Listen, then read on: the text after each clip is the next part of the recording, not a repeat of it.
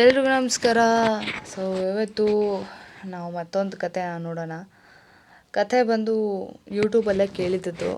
ನಮ್ಮಮ್ಮ ನನಗೆ ಕೇಳಿಸಿದ್ರು ಒಂದು 3 ವರ್ಷನೋ 2.5 ವರ್ಷ ಹಿಂದೆ. ಕತೆ ಏನಂದರೆ, ಒಂದು ಊರಿರುತ್ತೆ, ಅದರಲ್ಲಿ ಒಬ್ಬ ಸಣ್ಣ ಹುಡುಗ ಇರ್ತಾನೆ. ಎಷ್ಟೊಂದು ಜನ ಇರ್ತಾರೆ, ಬಟ್ ನಾವು ಒಬ್ಬ ಸಣ್ಣ ಹುಡುಗನ ಬಗ್ಗೆ ಆ್ಯಕ್ಚುಲಿ ಮಾತಾಡ್ತಾ ಇರ್ತೀವಿ.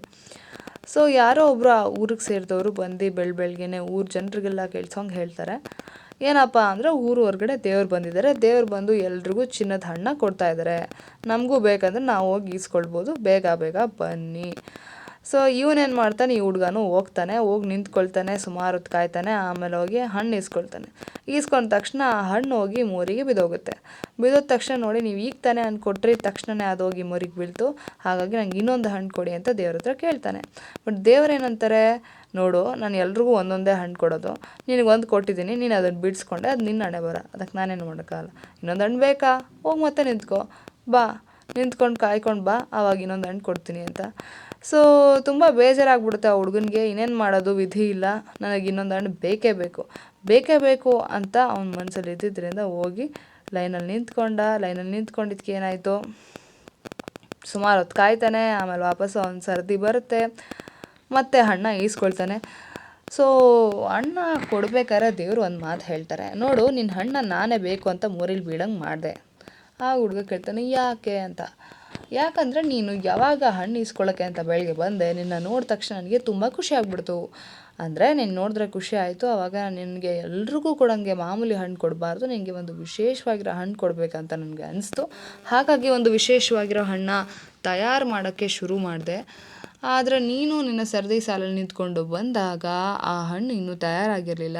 ಹಾಗಾಗಿ ಆ ಹಣ್ಣಿಗೆ ತಯಾರಾಗಿರಲಿದ್ದ ಕಾರಣ ಆರ್ಡಿನರಿ ಹಣ್ಣು ಕೊಟ್ಟೆ, ಅದನ್ನು ಮೋರಿಗೆ ಬಿಡಿಸ್ದೆ. ಇವಾಗ ನಿನ್ನ ಹಣ್ಣು ನೀನು ಕೊಡಬೇಕಾಗಿರೋ ವಿಶೇಷವಾದ ಹಣ್ಣು ತಯಾರಾಗಿದೆ, ತಗೋ ಅಂತ. ಇಲ್ಲಿ ಒಂದು ವಿಷಯ ಏನಪ್ಪ ಅಂದರೆ,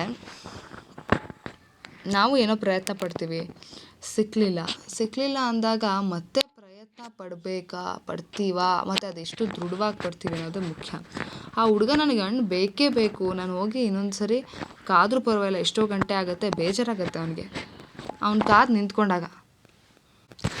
ಸೊ ಯಾವೊಬ್ಬ ವ್ಯಕ್ತಿ ತುಂಬ ದೃಢವಾಗಿ ಅವನ ಗುರಿನ ತಲುಪಲೇಬೇಕು ಅಂತ ಅಂದ್ಕೊಳ್ತಾನೆ, ಖಂಡಿತ ಅವನಿಗೆ ತಡವಾದರೂ ಲೇಟಾದರೂ ಅವನ ತಾಳ್ಮೆಯಿಂದ ಅವನ ಪ್ರಯತ್ನ ಪಟ್ಟಷ್ಟು ಖಂಡಿತ ಫಲ ಸಿಗುತ್ತೆ ಅಂತ ಒಂದು. ಇನ್ನೊಂದೇನಪ್ಪ ಅಂದರೆ, ಆ ಹುಡುಗನಿಗೆ ಯಾವಾಗಲೂ ಅನಿಸ್ತಾ ಇರುತ್ತೆ, ನಾನು ಆದಮೇಲೆ ಬಂದವರೆಲ್ಲ ನೋಡು ಹಣ್ಣು ಇಸ್ಕೊಂಡು ಆರಾಮಾಗಿ ಮನೆಗೆ ಹೋಗ್ತಾ ಇದ್ದಾರೆ, ನನಗೆ ಮಾತ್ರ 2 ಸರಿ ಕಾಯ್ತಾಯಿದ್ದೀನಿ, ಮೊದಲು ಕಾದೆ ಅದೆಲ್ಲ ವೇಸ್ಟ್ ಆಯಿತು, ಮತ್ತೆ ಕಾಯ್ತಾಯಿದ್ದೀನಿ ಅಂತ ಅವ್ನಿಗೆ ತುಂಬ ನೋವಾಗ್ತಾ ಇರುತ್ತೆ. ನಮಗೂ ಒಂದು ಸರಿ ಅನಿಸುತ್ತೆ, ನಮಗಿಂತ ಚಿಕ್ಕವರೆಲ್ಲ ಏನೇನೋ ಸಾಧನೆ ಮಾಡ್ತಾಯಿದ್ದಾರೆ, ನಮ್ಮ ವಯಸ್ಸವರು, ನಮ್ಮ ಫ್ರೆಂಡ್ಸು, ನಮ್ಮ ಕಸಿನ್ಸು, ಆದರೆ ನಾವೇನು ಸರಿಯಾಗಿ ಮಾಡೋಕ್ಕೆ ಆಗಿಲ್ಲ, ಇಲ್ಲಿ ತನಕ ನನಗಿಷ್ಟು ಏಜ್ ಆಯಿತು ಅಂತ ಅನಿಸ್ತಾನೆ ಇರುತ್ತೆ. ಆದರೆ ಇಷ್ಟೇ ಹೇಳೋಕ್ಕಾಗೋದು, ಏನಂದರೆ ಕಾಯಬೇಕು, ಒಂದಿನ ಏನೋ ಒಂದು ಆಗುತ್ತೆ, ಬಟ್ ಅಲ್ಲಿ ತನಕ ಪ್ರಯತ್ನ ಪಡಬೇಕು. ಸೊ ನಮಗಿನ್ನೂ ಎಕ್ಸ್ಪೀರಿಯೆನ್ಸ್ ಆಗಿಲ್ಲ, ಹಾಗಾಗಿ ಎಕ್ಸ್ಪೀರಿಯೆನ್ಸ್ ಆಗಿರೋ ಥರ ಹೇಳೋಕ್ಕಾಗಲ್ಲ. ಆದರೆ ಇದಂತೂ ಸತ್ಯ, ಎಷ್ಟೊಂದು ಜನರ ಜೀವನದಲ್ಲಿ ನೋಡಿದ್ದೀವಿ. ಸೊ ಗೊತ್ತಿದೆ ಸತ್ಯ ಅಂದರೆ ನಾವು ಪ್ರಯತ್ನ ಪಡ್ತಾ ಇರಬೇಕು ನಿರಂತರವಾಗಿ, ನಮ್ಮ ಕಡೆಯಿಂದ ಅಷ್ಟು ಮಾಡಿದ್ರೆ ಸಾಕು ಅಂತ ನಾನು ಭಾವಿಸ್ತೀನಿ. ಸೊ ಇದಾಗಿತ್ತು ನನ್ನ ಒಂದು ವಿಡಿಯೋ.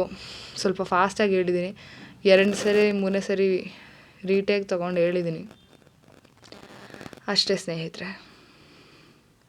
ಮತ್ತೆ ಇನ್ನೊಂದು ವಿಡಿಯೋದಲ್ಲಿ ಭೇಟಿ ಮಾಡೋಣ. ಆ್ಯಕ್ಚುಲಿ ಇಲ್ಲಿ ಕೊನೆಯಲ್ಲಿ ಒಂಥರ ಚಟ್ನಿ ಥರ ತೋರಿಸ್ತಾ ಇದ್ದೀನಲ್ಲ, ಅದು ಏನಿಲ್ಲ, ಸುಮ್ಮನೆ ಮಾಡಿದ್ದು ಅಷ್ಟೇ.